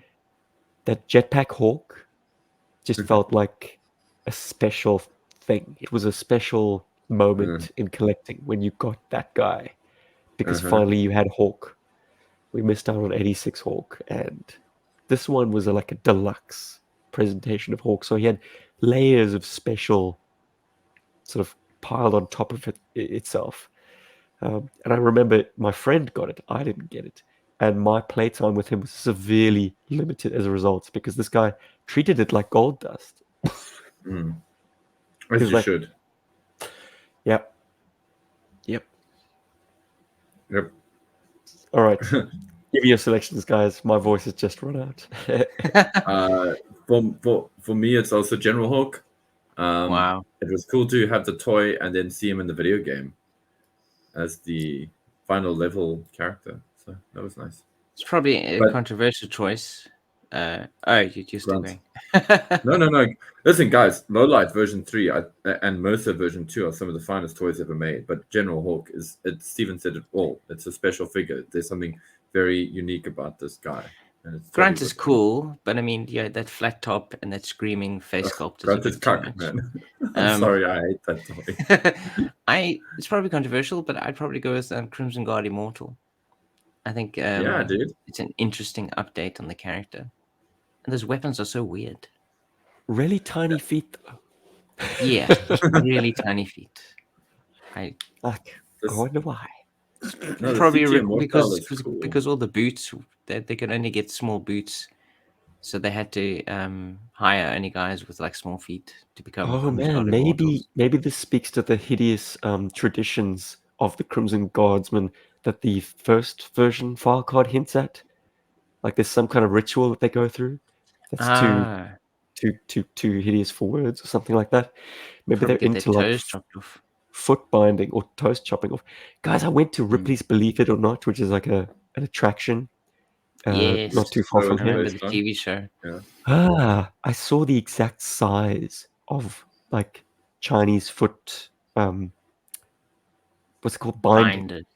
Like Yeah. how small they'd break women's feet, girls' feet, and like they became these like almost like, I don't know, like an animal hoof. Ugh. You sort of Gross. tuk, tuk, tuk, tuk. Gross. So Oh my it is goodness. so gross. You saw the exact size of the shoe that they were supposed to fit into. Oh, anyway, so not quite that small, but like, yeah, as I say, Crimson Guard Immortal, Frightening. small feet. Well, thanks Oh, for it that, does remind me Steve. of like John McClane. All the terrorists in the world, I have to kill one with feet smaller than my sister. All right. Shall we move on then to 1992? Oh, wait a minute. Chats. Boys and girls, what have we got? Anyone in 1991? Snake Eyes with the swords. Just skip all the other crap he came with. Fair enough. Thank you, Spoon Killer. Santara would take Red Star because Santara loved him, but must pick Cesspool because the figure wowed me. Yes! Amen. Cesspool's a Sculpted good Cobra choice. symbol on the chest. Such a characteristic head sculpt. Yeah, The Cesspool's a burnt face. good. Cesspool's I great. thought about chooses Cesspool. Hawk as well. Good stuff. 1992. Now things get, maybe they get easier because there's a drop. There's a drop in the kind of quality Dramatic. of figures. As the spring-loaded and other firing mechanisms are on the rise, the figures become less interesting. The accessories become less tailor-made to them, I find.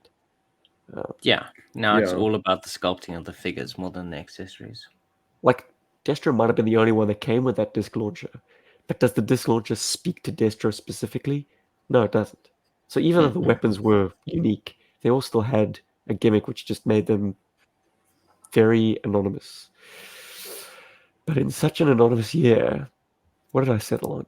Gosh, racking my brain, I'm forgetting. Oh, it was one of the sub-team guys. It was Overkill.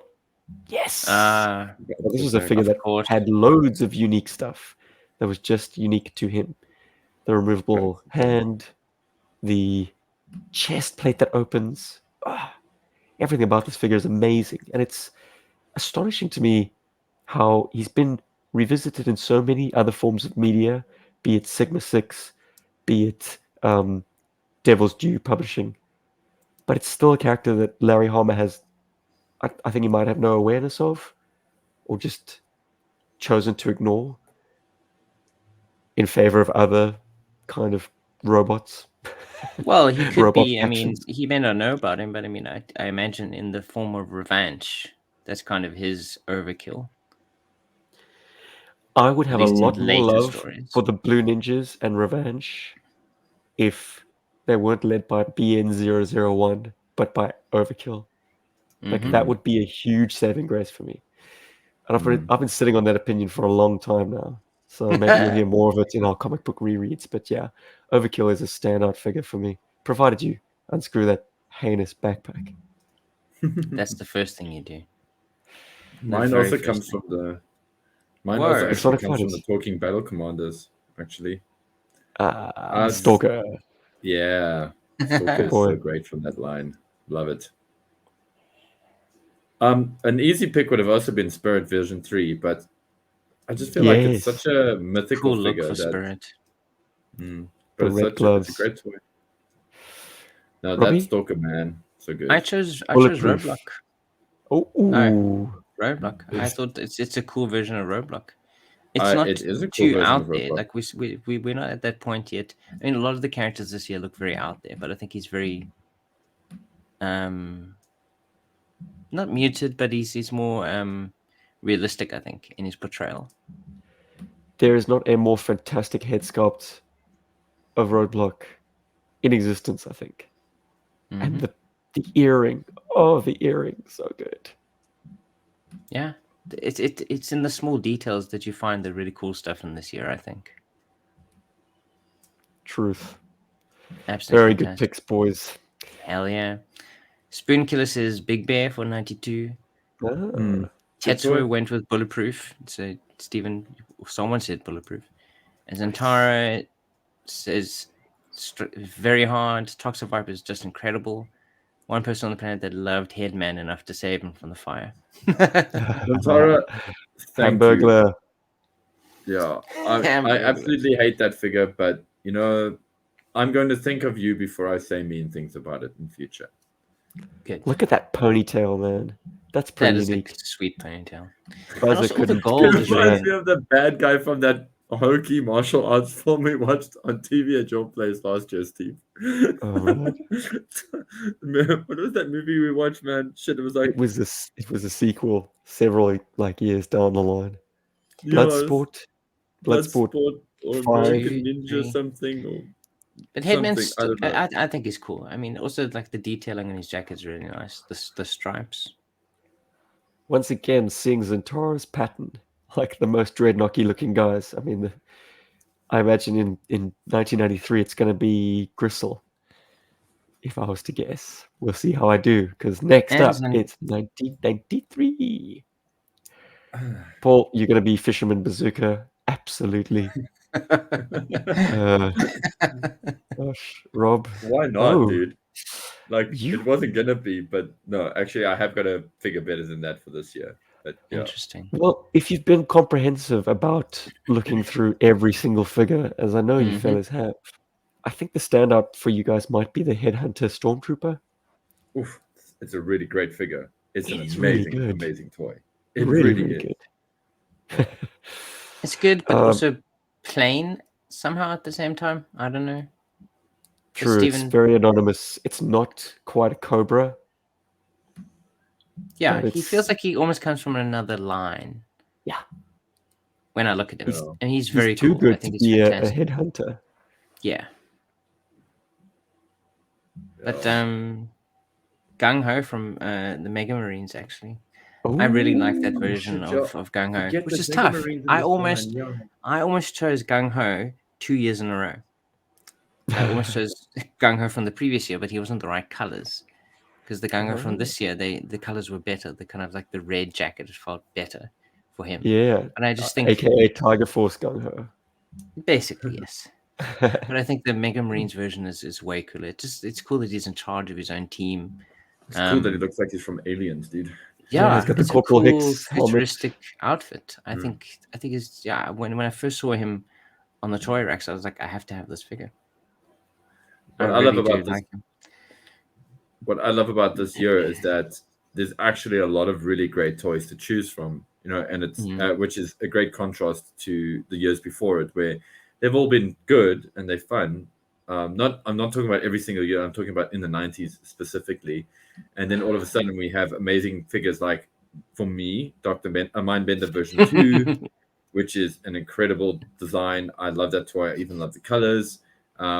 Take it or leave it. That Beachhead, that Ace. The bazooka, yeah, because it's that bazooka, the leatherneck, the headhunters, the stormtroopers. Oh my word, Night Creeper leader, Ninja Force Zartan. I can go on here. The entire You lineup. could literally name every single figure if you I wanted. could literally Good. name so many freaking. But It's which such one a did cool you year. settle on? As the best figure released in this year, that I feel is probably the most Not coherent. necessarily GI Joe. best, but your favorite. My favorite. Yeah. Oh shit, dude! It's got to be that Ninja Force Zartan, man. Ah. And it's Makes weird sense. because Another figure that I sincerely doubt will ever enter my collection because I don't do like not it. see Zartan and that figure. Well, Zartan V1 eclipses all. I just Of have no course, room totally. for that alternate That's persona. Zartan. I dig it. It's like Whispering Willie in the GI Joe line. It's so great. Yes, exactly. It's good for farce. But Night Creeper leader, dude. Oof, You beautiful. guys can take a chance at guessing mine. I've picked the most populous year to turn the tables. I'd like to think it's Firefly. Because Ooh, the Firefly childhood with black attachment. highlights. Yeah. Yes. No, That's I, what. I Oh, interesting. Okay. that Didn't was go my Colonel for first the. Courage. Firefly, and I did get a lot of playtime out of him as a result. Painted He's that too fabulous green. gun black. But no, I'm going to narrow it down. It's a unique character that only came out in this year. Oh yeah. Colonel Paul, you Courage. guess. Colonel Nope. Courage, of course. I've Damn only it. just Must gotten be. Colonel Courage, and I can see why people don't like him. I mean, Barricade. He's fine. he's a Franken-Joe, and it's weird. How do you implement him into GI Joe at this stage? It feels like a very late addition to be Well, a Mirage is colonel. also just an incredible toy. I've got a feeling maybe even Mirage then. Good guess, good toy. Never really had a strong attraction to it, but yeah, it's a good, unique new character. But the unique character that I speak of actually adds something that GI Joe was missing from the get-go. GI Joe needed a resident mad scientist. Oh yes. So I give you Robo Joe. Oh cool. Best Star Brigade. And Armorine Star Brigade. the only Yeah. armor tech figure that you can believably use around base in its armor, because that is his reconstructed body now.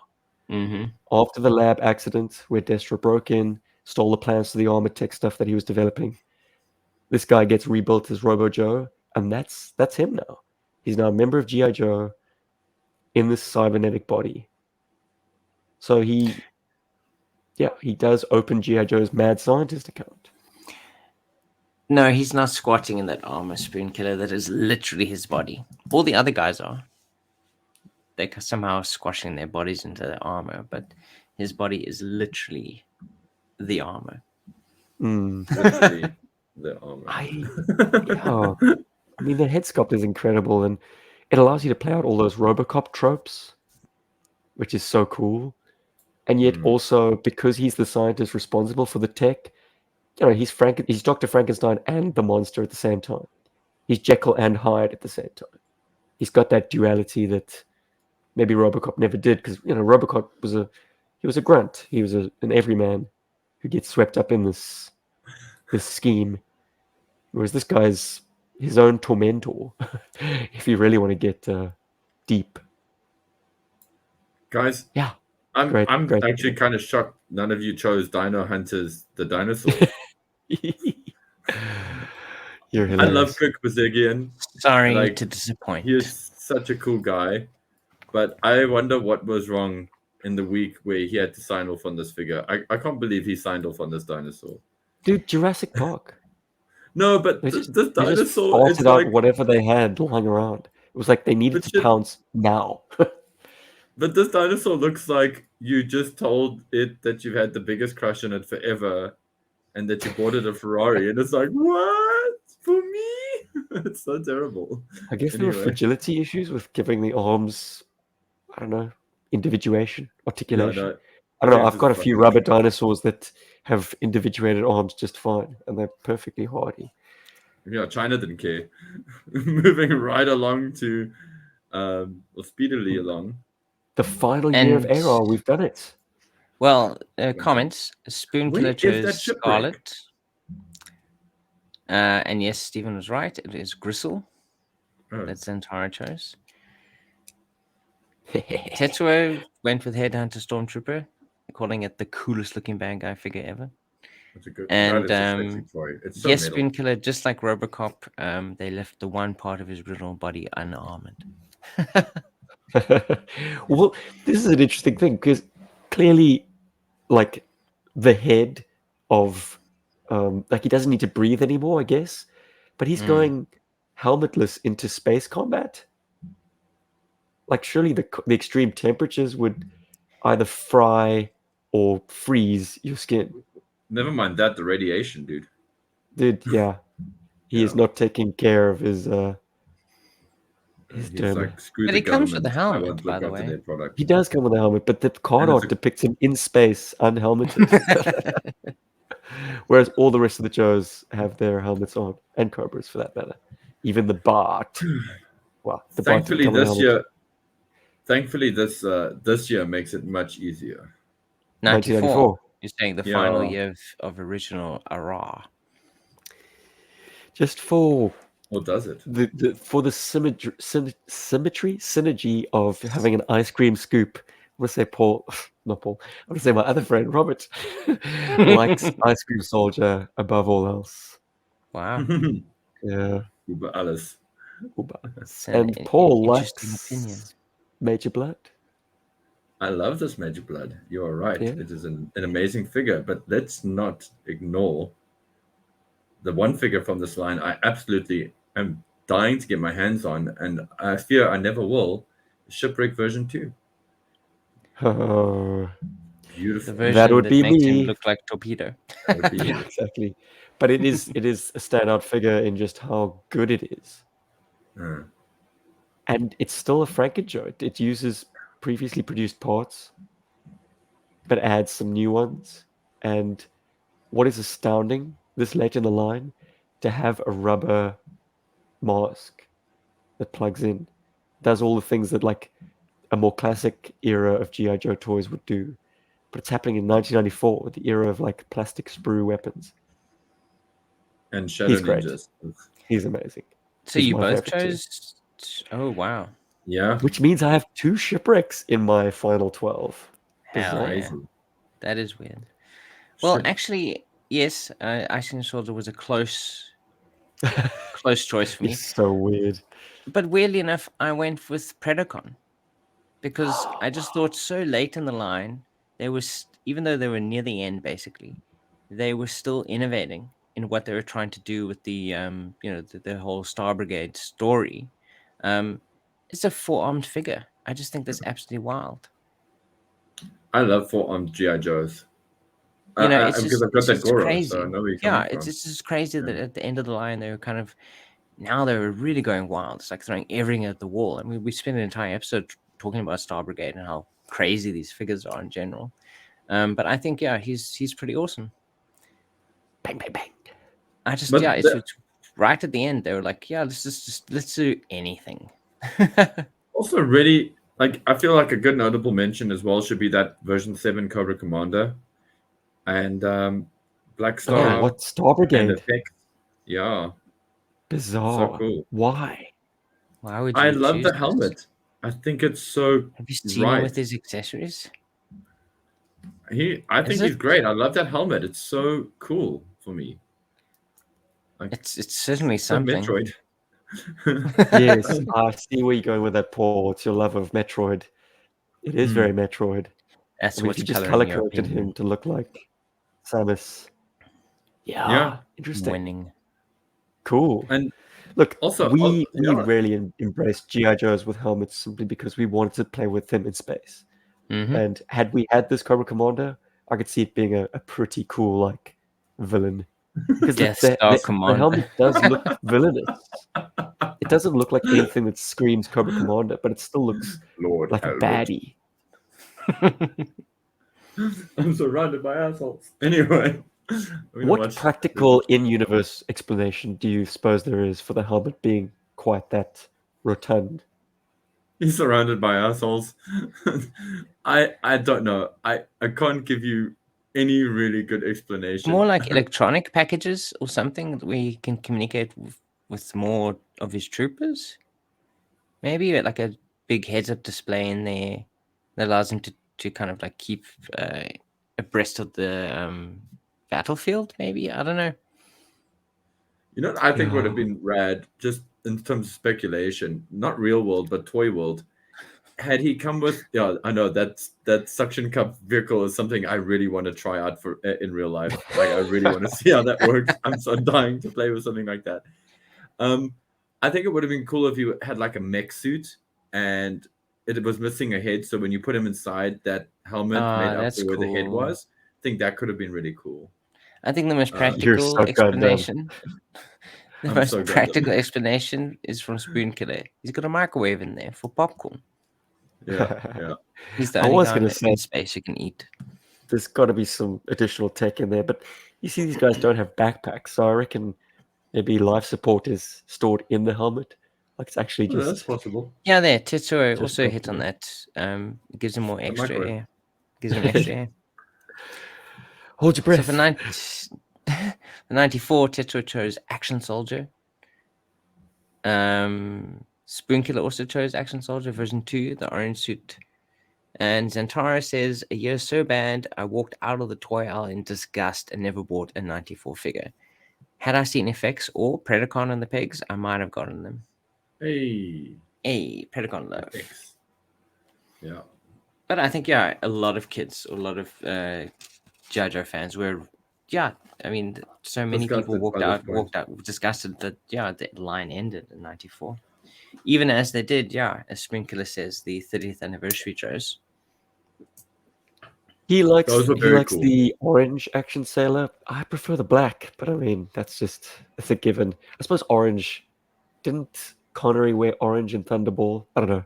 Orange does definitely evoke one of the factions in Thunderball. I'm forgetting which, but yeah. An orange wetsuit. Nothing screams the 1960s more than an orange wetsuit. Yeah. Squeaky So European. now that we have 13 figures from all of GI Joe, if you had to choose from these 13 favorites, your one goodie and your one baddie, so you get outside and then Ooh. suddenly you trip and all the figures on the ground, the fire's racing behind you, and you can only pick up 2 of them. Thankfully, you have enough time to think about a goodie and a baddie. Which ones would you choose from these 13 to save? Crap. One goodie, one baddie. That's such a good question. It's going to be Zartan and Snake Eyes version 3. I would be fumbling on the floor for my Storm Shadow version 4 or version 2. Version 1. What am I talking about? Version 2. Sorry. I'd be fumbling on the floor for that thing. And I'd probably. And I hate how I'm this guy. I really do hate how I'm this guy. But, like, yeah, that's Snake Eyes, dude. Like, the 84 Snake Eyes, 85 Snake Eyes. I keep saying that. But then Good I stuff, keep dude. But you've just picked the 2 most iconic characters from the line. So why yeah, not? I know. That's how lame I am. I hate myself for this. Well, for me, it would be Scoop. Destro and Scoop. Destro. Yeah, I think 83 so. Destro. Yes. Okay. If I could Got some not pick up responses anything in from else. the panel. Tetsuo says Destro Shipwreck. I agree. Those are picks that I had as well, but yep. They would be my second and third, perhaps, or third and fourth. I'm Spoonkiller, so glad that we Destro, don't have little Beachhead. hands. purely based on emotional attachment. And that's so important. Like, everyone comes at this line with a different bent. We can all agree on like what the classics are. But amongst that, we throw in our little nuanced picks. And Rob, you Zentara actually comes did me back a with bit of trauma there. Pathfinder and Monkey Wrench. Hell Pathfinder yeah. finds his way as the top of the pops in Zentara's good Zentara, guy pile. I don't yeah. blame Zentara either, because if they have a monkey wrench that hasn't got a broken crotch, I'd also grab it off the floor as quickly as possible, because that's super rare these days. Well, Monkey Wrench was just such a fabulously like unique character for me because I didn't have any of the dreadnoughts except for Monkey Wrench. So he was on a pedestal automatically as just being this unique guy. And funny we should talk about Han Solo as like shipwreck, but like actually with the open shirt all the way down, Monkey Wrench he's out haunting Han. He's super cool. And the mirror shades and the beard and the hair. Like Monkey Wrench is a good looking figure, man. He really falls is. outside of the Holy Trinity or the Unholy Trinity, but as a standalone dreadnought, if you just had that figure, he's full of character. I remember him being in like our science fiction, like spaceport adventures, Rob, and I would often have a predilection towards him as my guy, my smuggler, my scoundrel, my main character. Very cool. But I think that concludes our task. So how did everyone else do? Let us know in the comments down below. But right now, I think, shall we talk about new shit, boys? Yeah. Rob, that was traumatic. What you just put now in front of me. I had nightmares like that. Anyway, yes, let's talk about new shit. Let me get the scariness out of my mind of dropping all those Joes on the floor after just rescuing them all. Who wants to go first? Rob, do you want to go first with new stuff? Because you did get some new stuff. As I said, I got a couple of Gundams. Paul got me what the hell are they called? Robo skulled men's Skelecrones. Skeledrones. They're really cute. I love that they have. I mean, they just have enough articulation for you to be able to like play with them and just have fun. And it's cool that we have so many of them, so you can just like swarm with figures. And then Paul also got me, I believe it's Laser Viper. Yeah, so that comes to you courtesy of Mauler Joe. Hell yeah. Yeah. He's very cool. I've never thought I wanted to own a Laser Viper, but now that I have it, I'm happy I have him. Right. He's just one of those guys. And Paul got me a little home studio where I can make videos. So that's kind of cool. Yeah. So that's another new shit that I done got. I finally got new stuff. I can actually say 289, Rob had new stuff. Some Gundams. You should actually show some pics of those Gundams when you built with them, dude. I know that you built some of the Estes. I'd love to see them on a future episode. Just pop them here. Absolutely, I know they're not GI Joe, but yeah, I know for sure. Dude. But I mean, if we can, indulge your Heberg, I'm sure we can do a little bit of Gunberg. Bergdam. And I've spoken adequately on Star Wars figures, so like we are a pretty split focus, I guess. Well, but it's like every toy collector. We enjoy all toys. It's the joy of the toy, and Mike the Toy Hunter has just reminded me of something there, in that, being a toy collector is fun. He's got a great video about why he collects toys, or why you should collect toys, or why collect toys, which I'm hoping we can link in the description below, because it's Feel a great free to video. add it, Paul. I will send you the link, my dude. When we publish the show, I'll you add have a link. edit rights. You can add it yourself. I can add it. I'm just letting people know that Steven does the important stuff there. Guys, I think it's a really good video because it helps keep things in perspective and just reminds us why toy collecting is fun. And it's just cool to see somebody that has similar sentiments being echoed in that video. But onto new toys for me. The aforementioned Indiana Jones from the Indiana Jones. I'm going to call them the classified Indiana Jones figure, which I will get a review out in the next 2 weeks of, because I have things to say. My God, I have things to say. And I got a very cool Black Major toy, and I'm sorry that I didn't take a photo of this guy, but it's basically a white Crimson Guard. But he's got different changeable heads, so you can switch his head out with like a Crimson Guard Immortal. He's also got that Cobra Commander version 7 head, the Star Brigade head, on there, as well as a white Frag Viper head. So that's a lot of fun.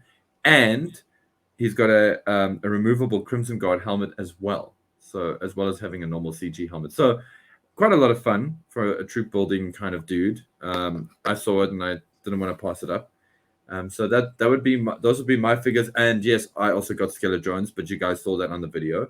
And yeah, just a shout out again to Skeletron for sending those to me. I believe their website is now up and running. They've updated it, so that's also rad. So go and check that out too. And I've been having lots of fun with my Skeletons. I'm sure you'll see some of that in my Serrano review. Oh, I got Serrano a while back, but you'll see that review this week. Yay, because I'm finished with it. So yay. Busy. All the things. Busy guys.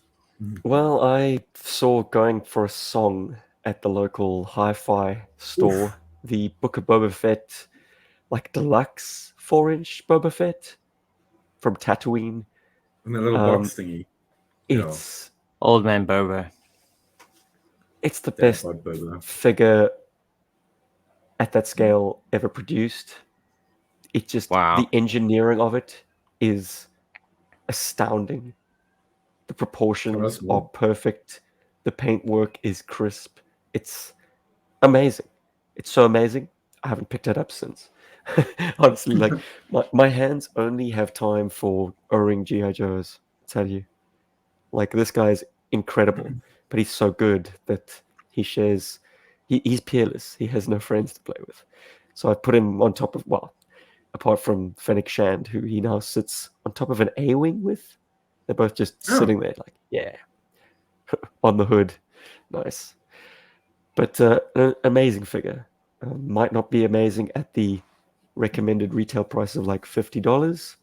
Oh my God. Australian. Really? Australian. Wow. But I got him for 17. So what winning. a song. Damn, son. I am the And you said it was the last one. Toy Hunter. It was the last one at that particular store. Yeah. Ever. You Found him in have the me clearance bin. intrigued. Yeah. Well, if I find him again at 17. Now, 17 because I had an extra $10 taken off because I became a member of that store. But all you need to do to become a member is to give them an email address. And I have about 5. So that's $50 spread over 5 purchases. But like I can keep coming back with a new email address. Hey, let me join your membership program. Nice. Anyways, moving on. I got a few other things, but the only thing that I'm going to unveil in this pod, I got 1992's Battle Core Duke. I got a big dick. To those of you who don't know that offhand, that's the Duke that rides his spring-loaded launcher like a mechanical bull. It's got a flip-up seat. Helmet on this thing. It has an obscene red tip. Like, come on, guys. It's an inside joke, clearly. And he has the most ridiculously cast brown plastic parts, like his the tripod for the gun, for the rocket launcher, his submachine gun itself, and his knife are like, it's not gold plastic syndrome. It should be brown plastic syndrome, because this stuff with age looks like dried out brittle chocolate. You know, kind of has whitened discoloration, becomes very fragile, and cracks, just splits on its own accord, crumbles to dust. However, I have good samples. My tripod is all uniformly one color of brown, as is the gun. Long may that last. However, the knife wasn't so lucky. It has the same malady as so many of these knives. Because the rocket launcher has a little sheath point at its base, so many of these knives got sheathed, and then the kid or big kid attempted to slide it out, and the handle just clean broke off. So I have the blade of my knife. Like it's held in amber. It's gonna be there for all eternity, just in the sheath. without its handle. However, Wow. this Duke has a problem, guys. He has an The red camo. exceptionally long nose. Like I, the longest I'm nose offended. Oh wow. of any GI Joe in existence. This is, dude. It's distracting. It is I love distracting. that you measured this shit. Oh wow!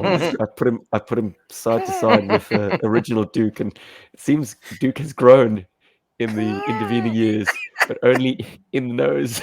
And his ears got smaller. Are It you got sure this is smaller. the same? Is this also Duke? I mean, is this another Duke? Did the original die? Steve Martin. Tits. Look, they did retcon some of Duke's backstory to make him like a secret agent man as well. So maybe he's still wearing the face You forgot to take it off. prosthetics. Yeah, he's got the Ethan Hunt extension of the nose. Like he's got to peel that off and pop it off. I don't know, guys. Maybe it's It is a bit distracting. I'm not gonna lie, because once you've seen it, you cannot unsee it. So apologies to everyone out there who regard this as an okay figure and now pick it out of their toy box and is like, oh, gross. That nose. Maybe you've also highlighted that the original Duke's nose is too small for some people. Now they're hating that toy. One more reason to hate the menacing grimace, the sadistic smile of Duke version 1. But all is forgiven because I'm only ever going to want to see this guy from behind. By that I mean I'm going to use this Duke to fill out my 4-player cabinet of the run and gun rail shooter GI Joe arcade game, of which he is one of the playable characters. Yes, well, in the background of the photograph that I'm featuring on screen now is my son's trampoline, which is hexagonal. So yeah, it's Terradrome-like, and they are assaulting it. All 4 of them: Scarlet, Duke, Snake Eyes, Roadblock, and all the video game relevant versions of those figures. Except I think there was a later Scarlet produced outside of the classic years that has a more orange unitard and more purple leggings and arms. And that would be more in tune with her Deke era coloring. She's got a nice booty. That's what I need to hunt down. Yes, Scarlet does have a nice booty. Watch that crotch. And that's me. New shit done. Boom. Guys, I do just, before we jump out the window of the burning building, I want to highlight our story time with Rob, as I'm going to call it. Return of the Games Master by Mark van Leeuwen, which is a hardbound Dio story that he sent us, which I unveiled to the chaps on camera and had Rob do a live reading of this Dio story. We punched up the pictures in a video together with our voiceover, and it's on the channel. So if you haven't seen it, do check it out. It's something that I kick myself for not saying more on record in the video, because I was too obsessed with trying to get you guys to guess what his custom vehicle work was. I marvel at the amount of behind-the-scenes work that goes into producing these pictures, because he creates sets very creatively. Doesn't just use online resources. He's into oil painting and cardboard creations, like colorful cardboard cut in certain ways to create trees and bushes and shrubs. The Games Master himself is this kind of, if you don't know him from the cartoon, he's this arcade type character, if you know X-Men, who instead of video games being his minions, he's got toys. So it gives G.I. Joe an opportunity to fight everything else in the toy box, which, if you know your history, was the intended enemy of G.I. Joe anyway. But like, it is wonderful to see G.I. Joe mixing it up with other toy lines like Playmobil Pirates and plastic molded small soldiers. It's just so good to have that license, and he does it so well. Like, the Games Master's castle is a Playmobil castle, but it's on this beautifully quilted bedspread, which is so good because it just takes us back to our playtimes as children, but does it in a believable in-universe way. So there's no end to the good stuff you can say about these dire stories. It rewards you on the first viewing. It rewards you on subsequent viewing. So once again, I'm just going to give a big suggestion to anyone listening to this to go check it out on the channel. What do you guys think of that? I am Absolutely very love much it. in love I with had it. a fun time reading that out loud. It was a good experience. And yes, I'm so glad the book lives his at my home. creativity does reward multiple sort of reads or viewings. Yeah. I'll if second you want, that you had a fun time, Rob, because it is very evident in your delivery. You are having the time of your life. Your sound effects, your vocal graphics are amazing. Wow. Wow. That's good stuff. Mark, it's actually cool that you bring this up because Mark sent me some pics. I don't know if he sent them to you, Steve, but he sent me some pics of some of the scenery he's making, and I don't want to reveal what it is here, in case he's trying to keep it like They as a were on surprise. Facebook. Oh, were they? Okay, because wow, very cool, very like. And I said this to him as well. I'm going to say echo that here. It's very inspiring. I'm so glad that I have a cricket because he's giving me great ideas as to what I can do with my cricket for GI Joe backdrops and things. Just saying. So, yeah. Awesome. Silence. I think this episode's a wrap, boys. Yeah. We're wrapped. Sorry, I was just checking my phone because I don't know if you guys have ever gone on Shipwreck's Treasure Chest, the Facebook group, but they occasionally just Schwartz like, does all the time. Yeah. yeah, I whatever. I put in a slot. I put my money in what I paid for a slot in one of the Razes. I mean, a couple of bucks, and you could win yourself a lofty prize. Why not? And So- Schwartz has come out of that pretty well. So, He has. Amazing. yeah, big time, man. He's got some Tiger Force stuff. He's got complete Dragonflies. He's done well on there. He's got some amazing toys from there. So all the Why best not? to you, Roll man. the dice. So anyone wondering, Shipwreck's Treasure Chest on Facebook. It's a group you can ask to join, and yeah, like it's almost daily. They have prize giveaways, or not giveaways. Sometimes it's a giveaway, Raffles. but most times you Basic. pay for a slot. It's like $3.50, $4, whatever, and at total random, a winner is selected, and you could win yourself a HasLab Sky Striker, for instance. Amazing. Holy I'd like to moly. thank the Berg Force, as always, the people in the chats, Spoon Killer, Tetsuo, Ryan Sweeney, Zentara. Who did I miss? All of you Did I fine miss people. anyone? Yeah. As Good Centaurus is a gang. wonderful discussion. And yeah, it was a good Cheers. time. Thank Thanks, you. Zentara. Thank you. And I'd like to thank all our Patreons, the Berg Force, and our YouTube members. I've wrapped up quite a lengthy, almost year-long saga of play motion over on the YouTube membership. Yeah, week to week I do a little adventure, and I had a massive converging storyline which just I needed to stop it because otherwise it could just go on forever.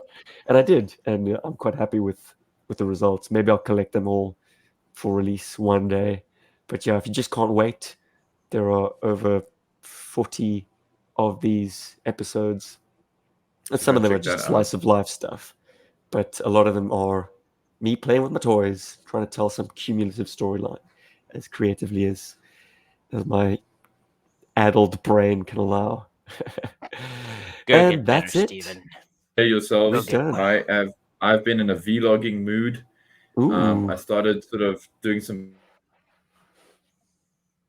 I was in Cape Town because I was in the hotel room by myself. I understand, Steve, why you would go out on adventures, but it's got me like I've got a lot of opinions, so I do apologize, but they will be for the patrons because I don't know if I'm ready for them to be exposed to the whole world. So the patrons, you will be getting these these sporadic vlogs from me from time to time. So keep an eye open for those. Yeah, let's see if you agree or disagree. I'm cool either way. I just want to get these thoughts out. So, And what you got to say, Rob, before the lights go dark? I gotta say I had a great time. I'm gonna have a greater time next time. Good times. We'll catch you guys in 290. Yo, Joe.